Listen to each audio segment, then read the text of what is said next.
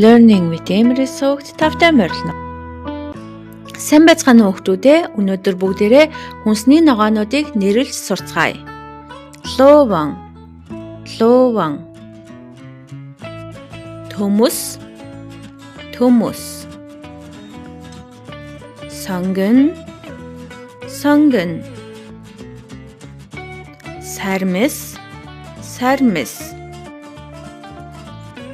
Байцаа, байцаа.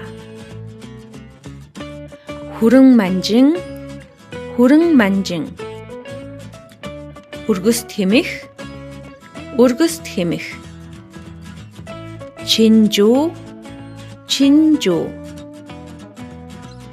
Хаш, хаш. Бууцай, бууцай. Шош, шош. Вандуй, вандуй. Брокколи, брокколи. Цэцэгт байцаа, цэцэгт байцаа. Салаадны навч, салаадны навч. Мөг, мөг. Хулуу, хулуу.